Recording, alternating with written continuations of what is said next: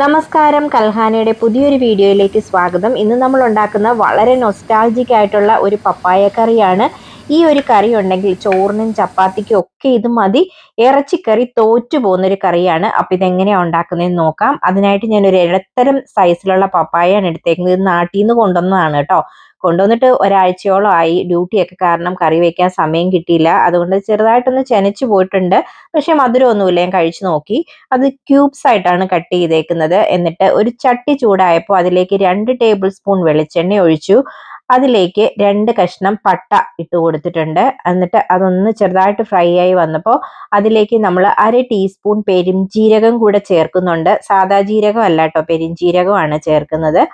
എന്നിട്ട് ഒരു പിടി കറിവേപ്പിലയും കൂടെ ചേർത്ത് കൊടുക്കുന്നുണ്ട്. കറിവേപ്പിലയും കൂടെ ചേർത്ത് നന്നായിട്ട് ഒന്ന് ഫ്രൈ ചെയ്ത് കഴിഞ്ഞിട്ട് ചെറിയുള്ളി, ചുമന്നുള്ളിയാണ് ഇട്ടേക്കുന്നത്. ചുമന്നുള്ളി ഇല്ലെങ്കിൽ മാത്രം സവോള ഉപയോഗിക്കുക. ഇത് 1 കപ്പോളം ചെറിയുള്ളി ഉണ്ട്. അതായത് ഒരു 10-30 ചെറിയുള്ളി ഞാൻ എടുത്തിട്ടുണ്ട്. ഉള്ളി പെട്ടെന്ന് വഴന്ന് കിട്ടാനായിട്ട് 1 ടീസ്പൂൺ ഉപ്പും കൂടെ ചേർക്കുന്നുണ്ട്. നിങ്ങൾ സവോളയാണ് എടുക്കുന്നതെങ്കിൽ ഒരു വലിയ സവോള എടുക്കുക. മീഡിയം സൈസിലുള്ള സവോളയാണെങ്കിൽ 2 എണ്ണം വേണ്ടി വരും. അപ്പോൾ അത് നന്നായിട്ട് നമ്മളൊന്ന് വഴറ്റിയെടുക്കുവാണ് കേട്ടോ. ചെറിയ ഉള്ളി ചേർക്കുന്നതാണ് ഈ കറിക്ക് ടേസ്റ്റ് എപ്പോഴും. അപ്പോൾ അതില്ലെങ്കിൽ മാത്രം സവോള ചേർക്കുക. ഇപ്പം നമ്മുടെ ചെറിയുള്ളി എല്ലാം ഒന്ന് ട്രാൻസ്പെറൻ്റ് ആയി വന്നിട്ടുണ്ട്. ഞാൻ ഇടയ്ക്ക് അതൊന്ന് മൂടി വെച്ച് കൊടുത്തിട്ടുണ്ട്. അതൊന്ന് പെട്ടെന്ന് അതൊന്ന് വഴന്ന് കിട്ടാൻ വേണ്ടിയിട്ട്. എന്നിട്ട് അതിലേക്ക് നമ്മുടെ പപ്പായ കഷ്ണങ്ങൾ ചേർത്ത് കൊടുക്കുവാണേ. പപ്പായ കഷ്ണങ്ങൾ ചേർത്തിട്ട് അത് നന്നായിട്ടൊന്ന് മിക്സ് ചെയ്യണം. അതൊന്ന് ചെറുതായിട്ടൊന്ന് ആവി കയറ്റി വഴറ്റിയെടുക്കണം. അപ്പോഴാണ് അതിന് നല്ല ടേസ്റ്റ് ഉണ്ടാകുന്നത്. അപ്പം നമ്മളത് നന്നായിട്ടൊന്ന് മിക്സ് ചെയ്ത് വെച്ച് കൊടുക്കുവാണ് ആദ്യം.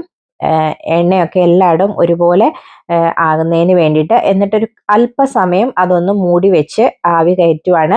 ഇപ്പം എല്ലായിടവും നന്നായിട്ട് ഒന്ന് ആവി കൊണ്ട് അതൊന്ന് ചെറുതായിട്ടൊന്ന് വഴന്നു വന്നിട്ടുണ്ട്. ഈ സമയത്ത് നമ്മൾ അതിലേക്ക് പൊടികൾ ചേർത്ത് കൊടുക്കാൻ പോവുകയാണ്.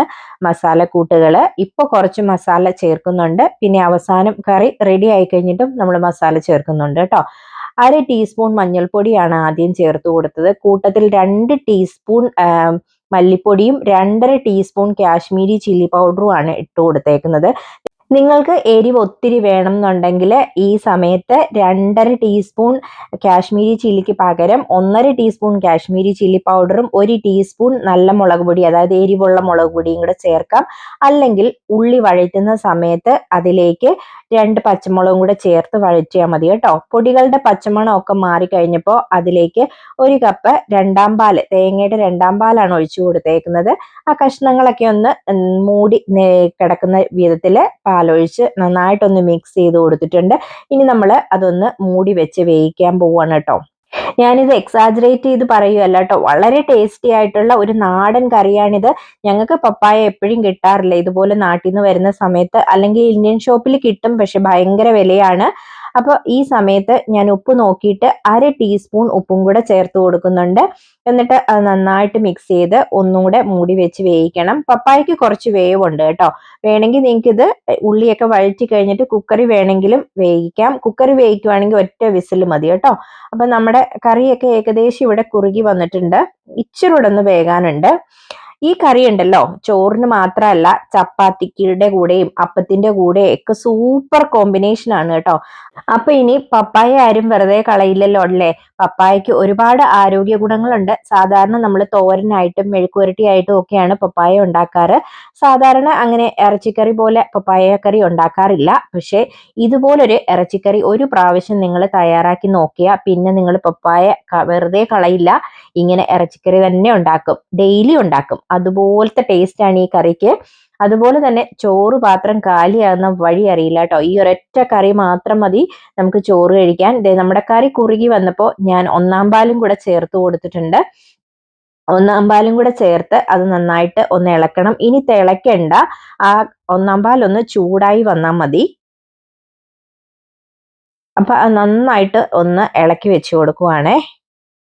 എല്ലായിടവും ഒന്ന് മിക്സ് ആക്കി കഴിഞ്ഞിട്ട് നമ്മൾ ഒരു 1/2 ടീസ്പൂൺ ഗരം മസാല കൂടി ഇപ്പം ചേർക്കുവാണേ. ചിക്കൻ മസാലയോ മീറ്റ് മസാലയോ എന്താണേലും മതി. കറിക്കൊരു ഫ്ലേവർ കിട്ടുന്നതിന് വേണ്ടിയിട്ടാണ് നമ്മൾ അത് ഈ അവസാനം തന്നെ ചേർക്കണം കേട്ടോ. അത് ചേർത്ത് കഴിഞ്ഞിട്ട് നമ്മൾ ഈ കറി മൂടി വെക്കണം. അപ്പോഴാണ് അതിൻ്റെ ഫ്ലേവർ ശരിക്കും ആ കറിക്ക് കിട്ടുന്നത്.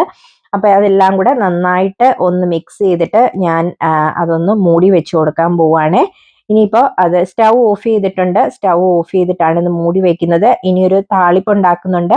ആ താളിപ്പും കൂടെ നമ്മളിത് ഈ കറിയിലേക്ക് ഒഴിച്ചു കൊടുക്കുവാണ്.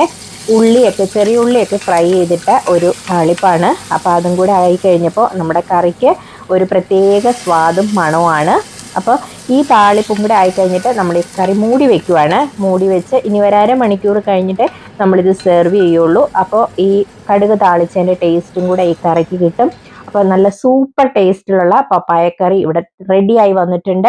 ഇതുവരെ നിങ്ങൾ ട്രൈ ചെയ്ത് നോക്കിയിട്ടില്ലെങ്കിൽ ട്രൈ ചെയ്ത് നോക്കുക. ട്രൈ ചെയ്ത് നോക്കിയിട്ട് ഫീഡ്ബാക്ക് അറിയിക്കുക. അപ്പോൾ താങ്ക് യു ഫോർ വാച്ചിങ്.